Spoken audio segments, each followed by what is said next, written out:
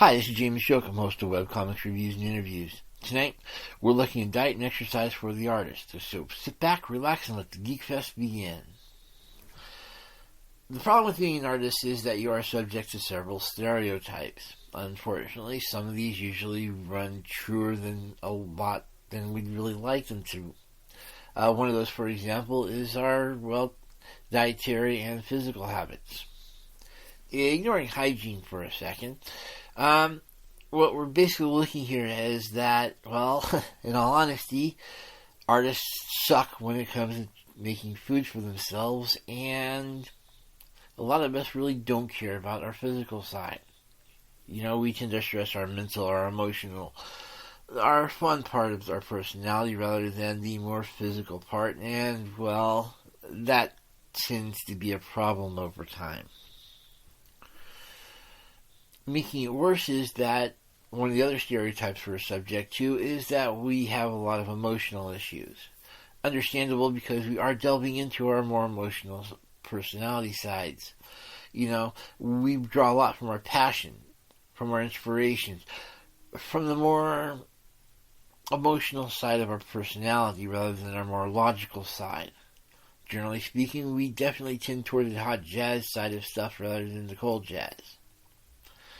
So, with that in mind, we're going to be a lot more susceptible to things like addictions, murderous rages, depression, suicide, all that negative stuff, just because even though we like to think we can deal with it, sometimes we just can't.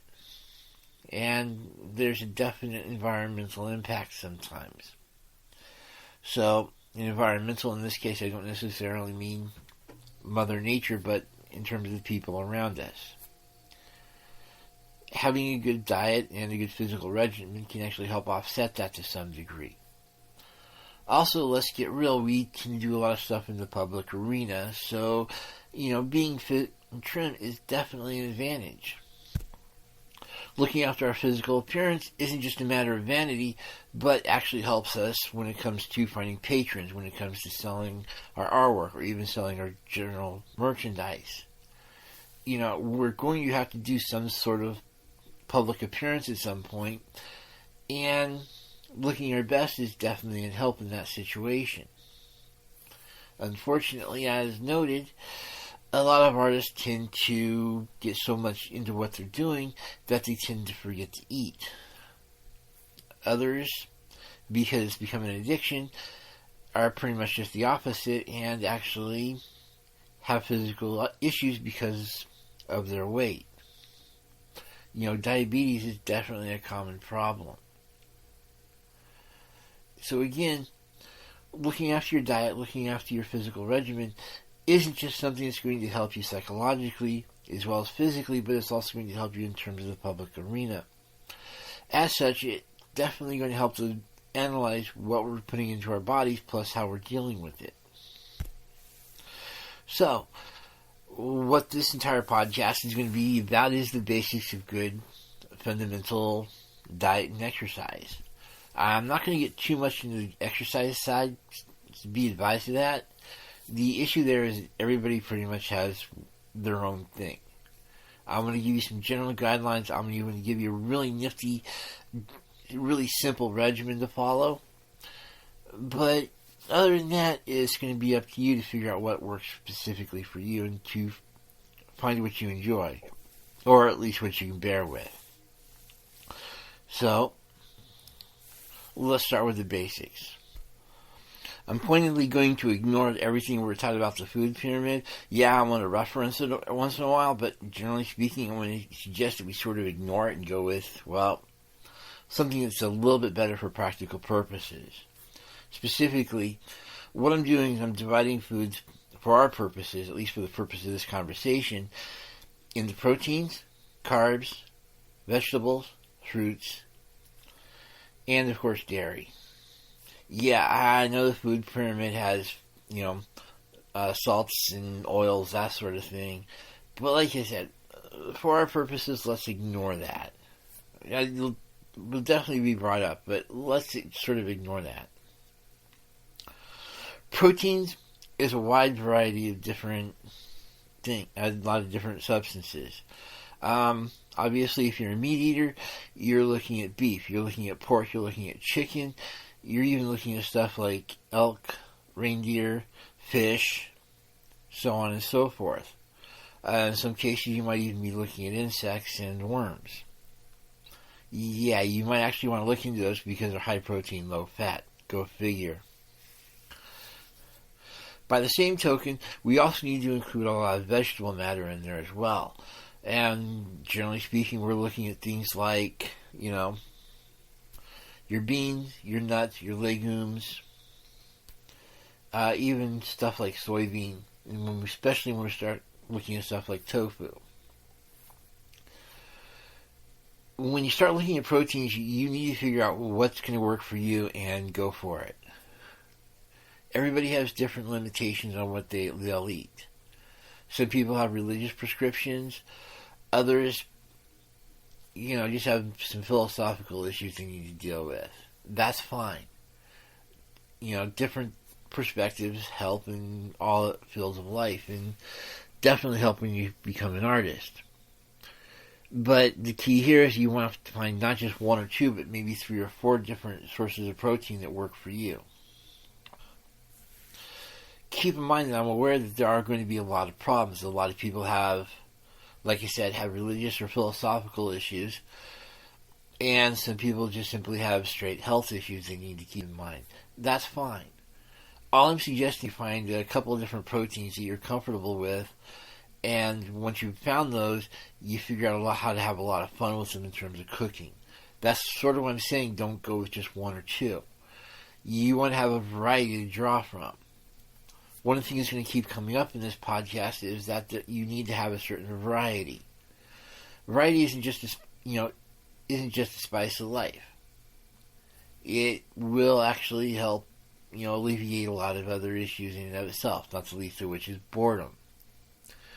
I mean, sure, you've got some people that can only eat certain foods, and they have to be very specific with those foods, and meat is definitely the one group that keeps coming up with, and there are a lot of different restrictions. But, the bottom line is, find stuff that works for you and then go for it. Find out where the easiest places to get these different things are, and then figure out a couple of different ways to cook them that you're comfortable with. You definitely want more than a couple of different recipes. Carbs are definitely going to be a fun one. Here's the deal. You'll notice that I said carbs. I didn't say breads. I didn't say grains. I didn't say any of that stuff. I said straight up carbs. The issue here is that when you start looking at carbs, we're looking for anything that basically fuels your system. That's exactly what carbs are there supposed to be. And, you find that there's actually a couple of different major carbs. There's simple, complex, even just plain old sugar. I'm purposely including sugar in this particular group. That's because, like I said, it's basically fuel. And not like we're talking like caffeine fuel. We're talking, it's actually something that can actually be used to power your metabolism for a long period of time. I don't advise, just sticking to sugar only. Obviously, you definitely want some of the stuff you get from greens and the related products. But again, you're going to have to find some stuff that actually works for you. I appreciate that some people have certain dietary restrictions for various reasons, and I'll actually be getting into one of those a little bit later on.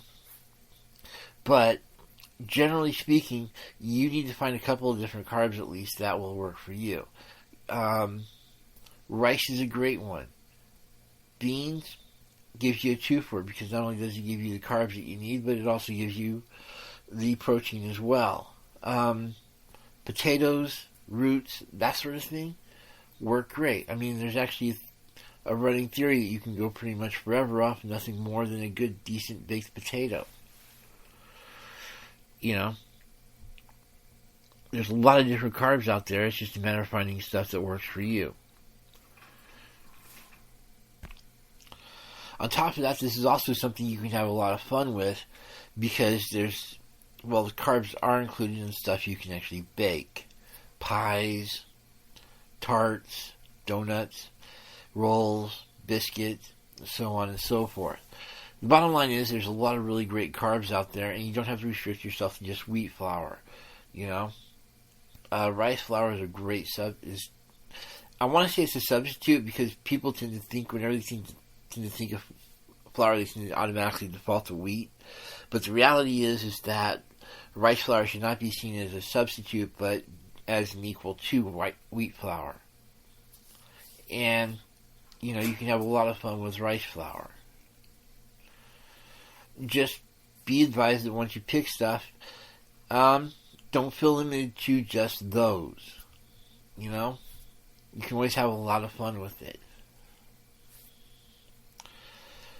I purposely have split fruits and vegetables, even though I appreciate there's a lot of really weird crossovers.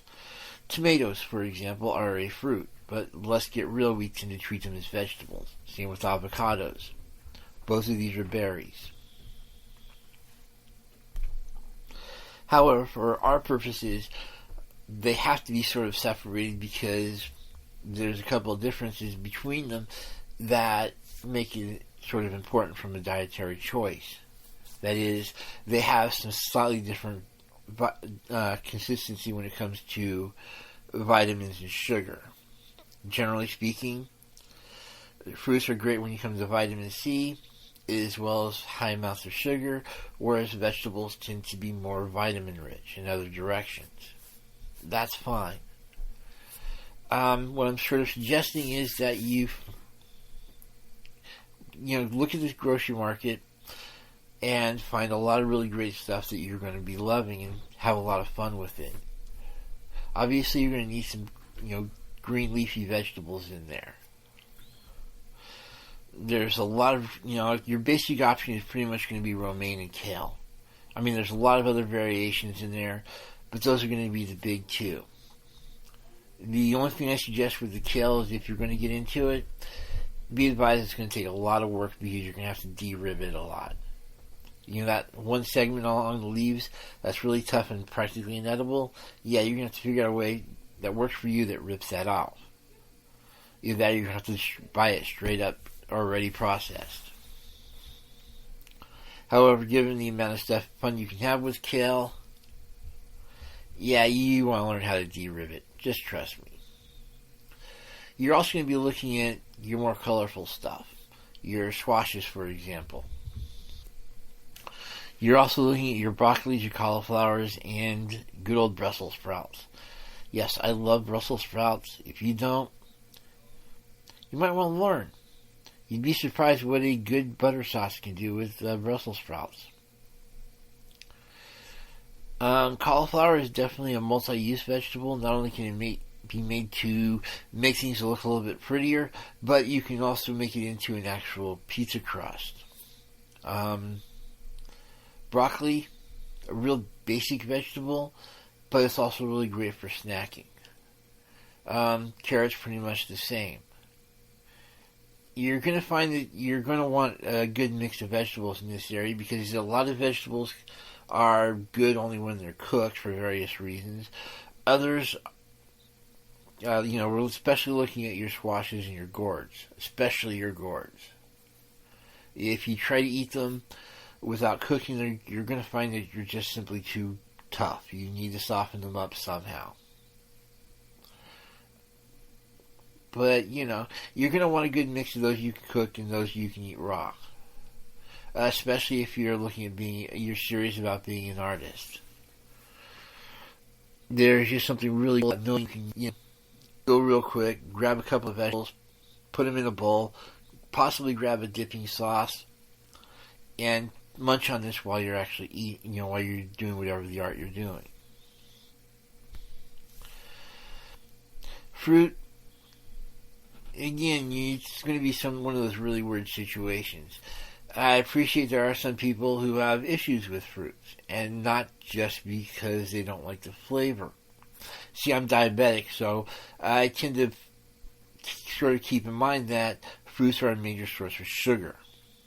And the more sugar I have in my system, the less healthy I am. There's a definite correlation there. So because of that, I tend to rely more on vitamin C supplements than I do actual fruits. One of my dark little secrets. But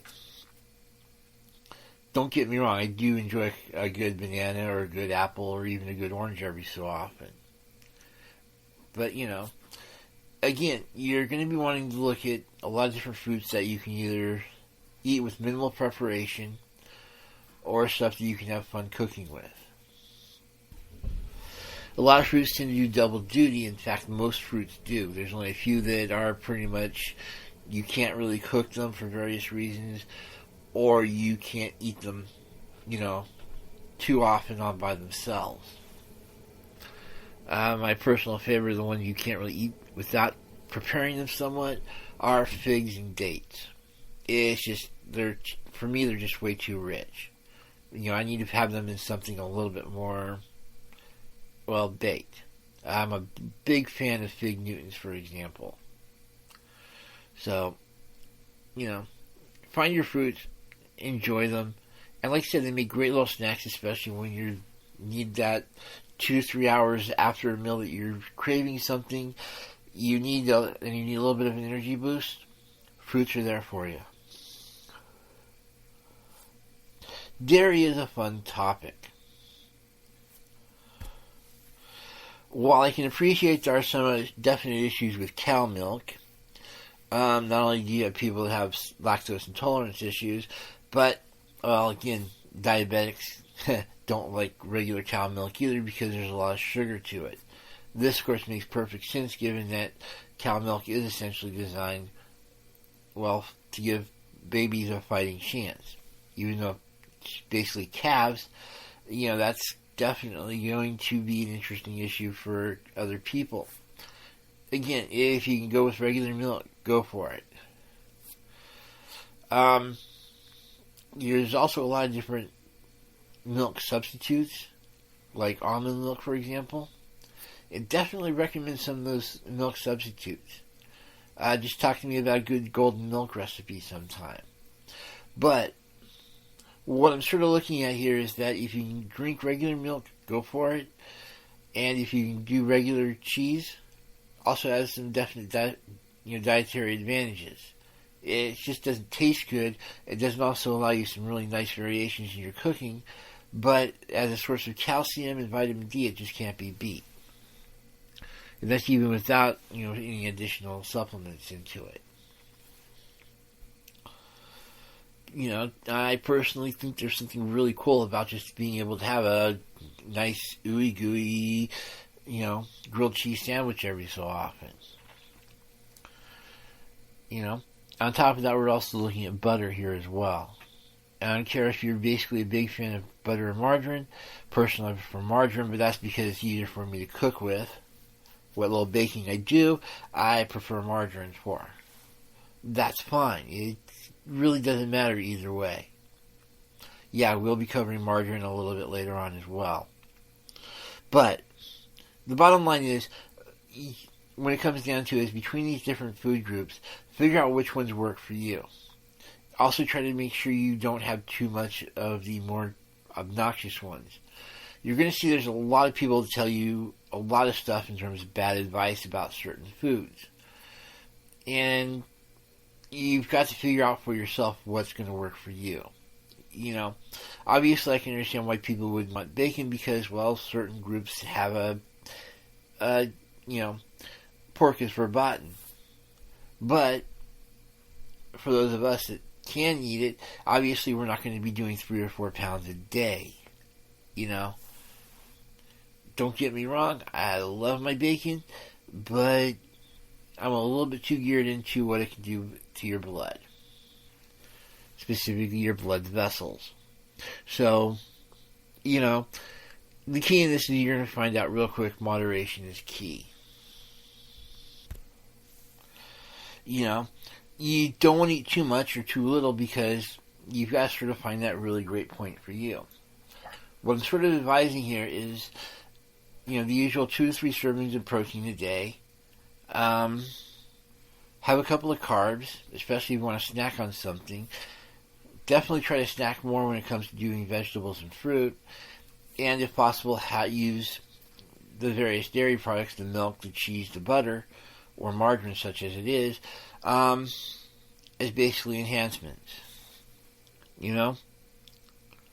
That should cover a lot of sins. You're going to obviously have to work that out for however it works best for you. The only issue you're going to have, especially if you're vegan, is that you're going to be doing a lot more grazing throughout the day. I wish there was a better way of putting it, but one of the problems with a vegetarian diet, especially a vegan diet, is that there isn't a whole lot of carbs to it. Because of that, you're going to have to eat a little bit more in order to make up for that, for the carb issue. So, and you're going to find out that as a vegan, if you don't, you're pretty much not eating a whole lot.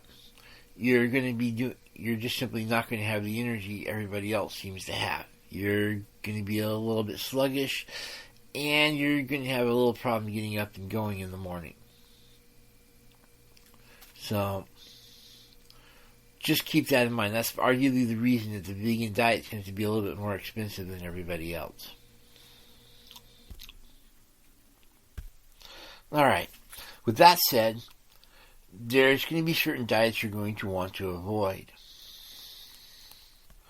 First off, let's get rid of the obvious elephant in the room and go after the gluten-free types. Here's the deal. Unless you're a celiac, and with a celiac, what I'm referring to is those people that have a severe allergy to specific types of gluten, specifically wheat, barley, and rye, a gluten-free diet has no actual advantage. If anybody's coming in and telling you that, well, a gluten-free diet has all these really cool advantages and so on and so forth, ignore them.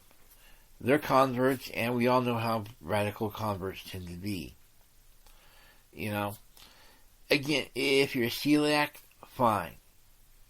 You know, you're having wheat, barley, or rye glutens can have any number of effects on your system, all the way from, you know, you feel sick, all the way up to you potentially threatening your own life by eating these types of glutens. However, for everybody else, you know, just get over it. Gluten-free diet is pretty much a fad thing. It was set up because certain people have issues, and because those certain people have issues, obviously it's got to be a bad thing for everybody else. You know, that's when it comes to diet, that's a really bad way to do it. Everybody has certain limits, has certain advantages, and, you know, there's a lot of really basic reasons that everybody should pursue this type of foods that work for them. If you simply don't like gluten, or more specifically, the wheat flour, so be it. There's a lot of other flours you can work with. But, you know, it's just a plus minus unless you have an actual reason. And by the way, if you're on a gluten-free diet and I see you drinking beer, I will make fun of you. The simple reason is that beer is based off of barley. And I find it really amusing. I've got all these people that are hardcore, oh my gosh, I can't believe I drink gluten, while they're chugging down a regular beer. Seriously? You know, at least be consistent with the stuff you're having a problem with. Next up is the so-called crash diet. Yeah, there's absolutely no way I can recommend this diet. It's basically a really bad idea. And here's the deal. Usually a crash diet allows you a huge thing of vegetable soup that you're allowed to refill and take from as often as you want. You know, you start the day off, the first thing you should be doing is getting your nice little vegetable soup up and going, and you can eat from that as much as you want during the day. At the same time, you're giving basically what amounts to snacks, you know, a couple of crackers with tuna fish on, that sort of thing. that you can eat along with this in regular meals. The idea here is that you'll be losing a lot of weight very rapidly. That's sort of why it's called a crash diet. The reality is that you're only losing a few pounds of water weight. Yeah, you can see some really dramatic weight loss over a very short period of time, but as soon as you get down to a regular diet, you're going to be gaining it all back. As such, a crash diet might be great if you're trying to lose 5-10 pounds in a hurry, but in all honesty, if you really want to have a dramatic weight loss and you want to do it healthy, just up your exercise. If you're having to go to a crash diet in order to lose weight, there's something wrong with the way you're eating in the first place. So, if you can avoid the crash diet under its 57 zillion different names. I think I've even heard it referred to as a military diet. Trust me, nobody in the military would ever go to this kind of diet. It just doesn't work. It's not sustainable. So again, we're looking at something that allows you to have as much vegetable soup as you'd ever want in a lifetime with a little snack items as meals. Sounds great. Doesn't work. Don't do it. The other diet is vegan. This is not because I'm trying to say to avoid being a vegan. Just be advised that being a vegan, you're going to have a lot of weird choices you're going to have to make on a continual basis. I heavily recommend that you do the research in terms of the foods you're allowed and not allowed. Again, if you're not consistent, people will tend to make fun of you, and it could cause some major issues later on, especially when they're trying to figure out, why you're eating all this Jell-O when everybody knows that Jell-O comes from, bone material. There's a lot of interesting animal products that people eat and don't realize they're actual animal products. Sort of keep that in mind. Also keep in mind that you're going to have to select some interesting proteins and go for them. The only other major problem with the vegan diet is that it tends to be a little bit more expensive because you're having to eat a lot more carbs and you're having to eat these through your various foods. It's just one of the problems with having the vegan diet for some reason is that there's not a whole lot of carbs to it, which is sort of funny when you realize you've got the wheat flours and the rice flours and, rice and beans. So, yeah, it's just be a vegan all you want, even no matter what the variant is. Just be advised that you're going to have some very interesting dietary needs, and you're going to have a lot of them. So if you're trying to cut back on money, a vegan diet may not be the best bet. But if you are looking for something that's a healthy one, and you don't mind putting a lot of effort into it, it's not a bad one. Again, I'm a meat lover, so obviously I have my own hesitation recommending a vegan diet. But I'm not saying don't do it. Go ahead and do it. Just be advised there's some issues that you need to deal with and plan for. The last diet you really have to watch out for what I'm going to call the cult diet.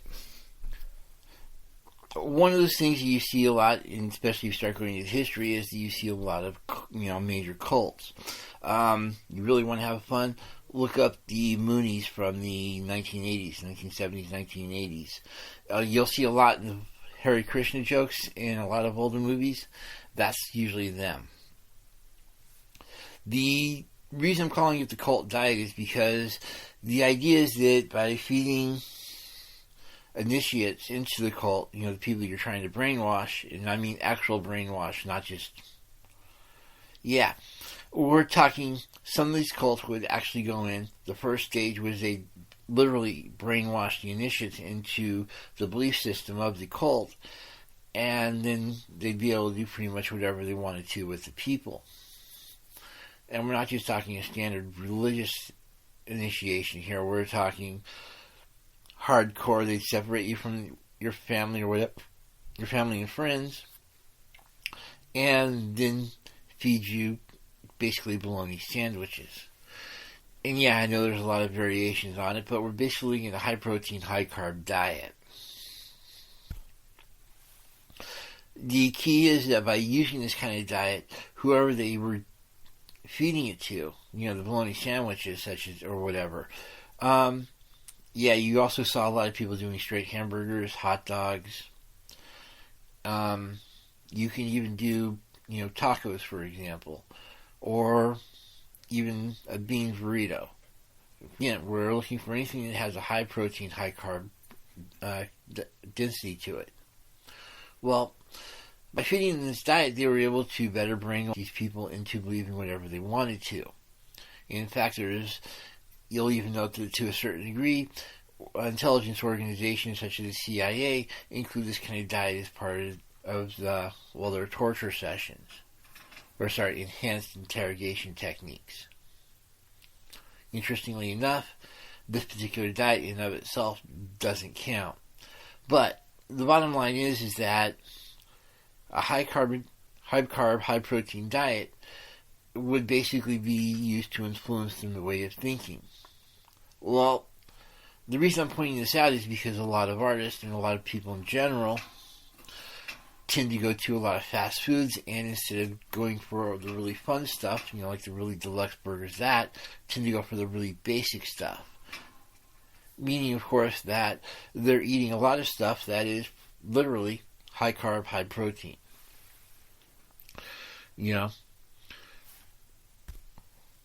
Some people will even do this thing of, a friend of mine had a real great love of chicken sandwiches at this one fast food place, and would argue that the one really thin leaf of lettuce that was given with these was enough to qualify as a vegetable. No, it wasn't. The reason I'm pointing this out is because, well, as an artist, you want to do anything to avoid a negative state. More important to this situation, you want to avoid anything that will enhance that negative state and create a feedback loop where you're basically more negative and more negative and more negative. Well, if you're basically a depressive person and all of a sudden you're eating this high carb, high protein diet, what's going to end up happening is that you're going to get more and more depressed and eventually hit the point of suicide. If you're an angry person, you're going to get more angrier and angrier and angrier until something violent happens. So I'm hoping you can see that there are some definite advantages to avoiding this kind of diet. What this basically means is that instead of ordering like a hamburger with fries, try to order something that has some sort of vegetable component to it. And I mean a little bit more than, like I said, just that thin leaf of lettuce. Something that has something definite to it. Or if you are going to know you're going to be eating a lot of hamburgers, try to eat a lot of salads and a lot of vegetables in order to counteract that. Yeah, you want a balanced diet if at all possible, and this is the high carb, high protein diet is something you definitely want to hardcore avoid. Otherwise, the results are not going to be pretty. While we're at it, let's talk about a few foods you definitely want to avoid. Us being artists, we're going to go for anything that gives us a little extra boost. This means energy drinks 9 times out of 10. Definitely want to try to avoid drinking more than 2 or 3, energy drinks in a given period. That caffeine boost is just simply not going to be healthy for you over the long run. At a short-term burst, go for it. And while you're at it, keep in mind that some of us hyperkinetics are what you call caffeine sensitive. That is, whenever we get too much caffeine in our system, it puts us to sleep rather than energizing us. Go figure. Obviously, you also want to avoid too many soft drinks, or anything for that matter with a whole lot of acid in them. That's an enamel issue. That is, orange juice is great once in a while, but if you drink too much of it, it can have just the exact rotting effect as too many soft drinks. And that applies to pretty much, ironically enough, any fruit or sugary drink. So, definitely limit your juice and soda intake. Also, you're going to want to avoid anything that has too much fat, too much oil on a too often basis. Again, like you said, baking is fine. A couple of strips a day, cool. 3 or 4 pounds a day, this is a problem. The same applies to butter. Yeah, butter is a great thing, but you got to keep in mind that most of what butter is pretty much solid fat. It's great for butter. It's great for adding a lot of flavor to stuff. Biscuits especially. Vegetables definitely. But it does have a definite fat component, so therefore you might want to avoid it.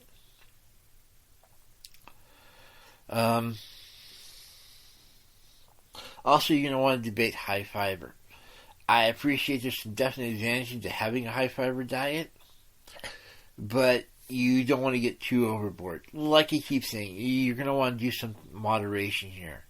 You're going to want to diet. You definitely want some dietary fiber in your diet because it'll keep your system clean.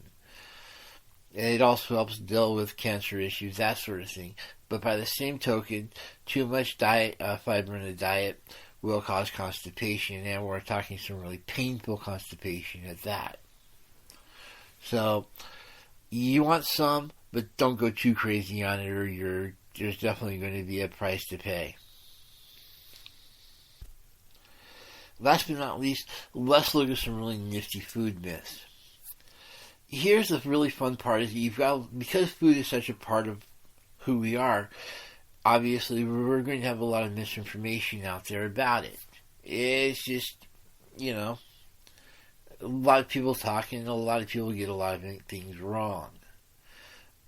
And I can understand why a lot of these things are wrong in the first place, and yeah, we'll be going at it as we go. But in general, you just have to keep in mind whenever somebody starts spouting off about a specific diet or a problem food, do your research. Please do your research. You're going to find 9 times out of 10, especially if it's a new fad diet, that there's some severe health issues with it. I just can't recommend knowing your facts ahead of time before you start going on these really nasty fad diets or going off some really bad food advice.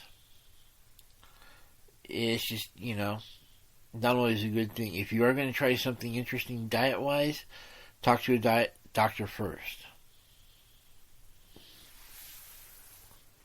With that in mind, let's start off with the fun one. The whole organic is healthy thing. The reality is that there's no actual definition of what constitutes organic. We've got a lot of informal ones, but reality is there is no definition. It's just something people put on packaging in order to pay, to make you look like it has to cost more. If you're going to eat healthy, check out the products ahead of time. Make sure you wash everything. Make sure you inspect it before you eat. The problem with the organic is that you've got a lot of people that are doing into it, and they've defined it somewhat reasonable. It's pesticide free, for example, as well as non-GMO. Well, the problem with this is that in trading off the pesticide, what they're doing is they're essentially taking a lot of the stuff that you normally wouldn't deal with, the insects, the bacteria, and all of a sudden now you have to deal with that. Now, while there are some really great ways of dealing with insects on a farm that have nothing to do with pesticide, my personal favorite two are praying mantises, as well as spiders, and let's not forget about ladybugs and aphids. These are some really great ways of dealing with, raising a farm without necessarily having to deal with pesticides. The problem, unfortunately, is that you're trading one range of problems for another range of problems. Specifically, you're getting rid of the pesticides, but you're having to deal with a lot of animal waste. So, try to keep that in mind. This is not necessarily a bad thing. Let's get real, we've dealt with animal waste as a fertilizer at least since pretty much day one, and we tend to see a lot of animal waste on the food. Again, you're going to basically want to make sure that you wash it and inspect it before you eat it, and of course when you buy it. If you can do that, that's all you really need to do. The organic is really nice, don't get me wrong, but it's pretty much just a marketing play at this stage of the game. Until we actually get some actual definitions of what organic really is, it's pretty much a useless name, and it's just a great way to add a little bit of cost to it. If you want to deal with organic stuff, and that's you want to get it at a reasonable price, track down your local farmer's market. You're going to see a lot of really great prices on a lot of great food, except for eggs. I've never understood that. I've never seen a dozen eggs go for less than like $5 at a farmer's market. Weird. But I can always buy them like about $2-3 at a grocery market. But other than that, a farmer's market is an incredible place to go to, plus it gives you the excuse of a way to get some air in. GMO, by the way, is another one of those great myths you have to deal with. As it stands now, there is no scientific evidence that, generally speaking, GMO products are a health risk. It's something you might want to keep in mind, but generally speaking, it's just not a major issue. Yeah, I know you're going to have a lot of people that are going to help me with email for like the next 20 years trying to prove this point, but the reality is that no scientific organization has actually found genetically modified organisms to be an actual health risk. It's just, there's just no real scientific foundation for it. Like I said, it's something to worry about, because there always is the possibility that something bad could happen, but it's not exactly a reasonable one. All these products usually have to go through some sort of screening process, and it's usually a pretty good one. So, I have to allow for the fact that there are errors made, humans being humans and all that, but generally speaking, GMO products are reasonably safe. Ramen is perfectly fine in a good, decent diet. The problem you have is a lot of idiots basically go that it's a bachelor food, it's a cheap food, so therefore it has to have something wrong with it. And hey, it's got that really cool shape to it, which is obviously not natural, so obviously there has to be something holding it together. Because of this, you have a lot of people putting out that ramen is covered in wax, and that when you do anything to melt the wax, it's just simply going into the liquid and causes potential problems later on. Yeah, these people are morons. The reason it's holding that shape is because it's made out of a really great flour, rice flour, in water, put into a shape, stretched really thin, put into a particular shape, and then allowed to dry. The drying process allows it to keep that particular shape. There's no wax involved. Yeah, it's bachelor food, it's cheap food, so while we're at foods with a nasty reputation, we're also looking at monosodium glutamate, or MSG. This is a real basic one. Basically, back in the 70s and 80s, we had a lot more Chinese immigrants. They decided to set up their own little Chinese restaurants. And other restaurants didn't like the competition, so they started spreading really bad rumors. This is where you get a lot of not only is the MSG is hazardous to your health, but also Chinese restaurants tend to find cats and dogs and throw them in the food. Yeah, this is pretty much nothing more than urban legend. MSG, I'm not going to say it's perfectly healthy for you, but if you're just eating enough for it to give it food flavor, it's going to be good for you. It's going to be fine. If you're going to, on the other hand, eat an entire vat of this stuff, you're on your own. Seek therapy immediately. Real quick, meat is not bad. I mean, obviously, if you eat too much of it, just like anything else, if you eat too much fruit, you're going to get diabetes because of the sugar involved in the fruit. Meat in and of itself, usually not a problem. And another food that has a bad reputation is margarine. You have a lot of idiots that point out margarine is only one molecule away from being plastic.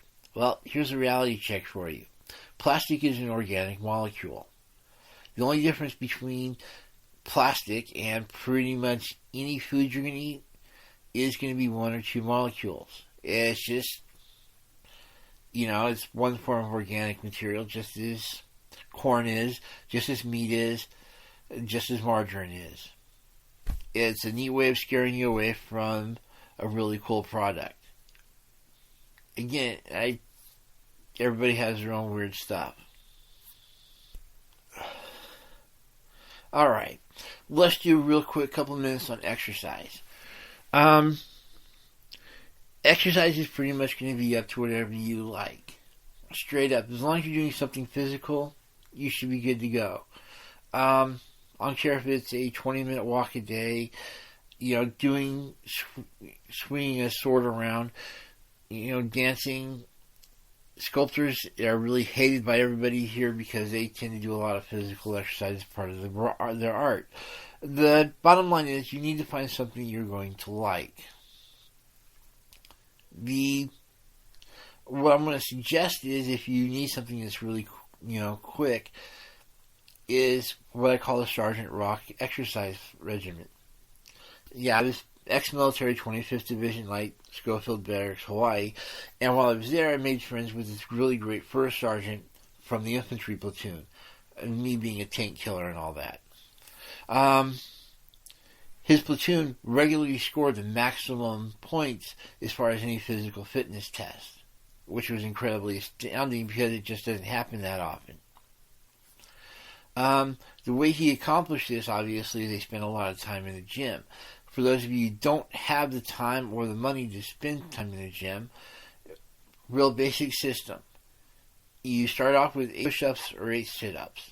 You alternate those days, So if you do like push-ups on a Tuesday, you'll do sit-ups on a Wednesday. You just split those around for 6 days of the week. The 7th day of the week, obviously, rest. You're going to start off with 8 of these, and you're going to do these for 8 minutes. Here's how what you're going to be doing is you're going to basically do the 8 as quickly as you possibly can, and you try to do these in less than a minute. Because the rest of the minute, once you're done with the push-ups or the sit-ups, you just rest for the remainder of the minute. Over time, you should be adding more sit-ups and push-ups to the reps, as well as more minutes to the total endurance. What I would advise is adding 1 or 2 push-ups or sit-ups every week or so, and then adding a minute the other week. Eventually, you should be hitting roughly about 315 push-ups or sit-ups a day. You're going to start off with 64 and go all the way up to about 315. Again, you're doing the X amount of sit-ups and push-ups as quickly as you possibly can, and you're trying to and for the remainder of that minute, you can rest. So if you're doing like 10 sit-ups and you can do them in like 10 seconds, you got 50 seconds of rest. And you just repeat this for the total amount of time. So, the real basic system. You start off with 8, add 2 every 2 or 3 weeks, add a minute every 2 or 3 weeks, and you should max out at about 21 push-ups or sit-ups over a 15-minute period. Sorry, that didn't work out right. Yeah, sorry. Let's try that over about a 20-minute period. If you can do that, hey, you're rocking it solid.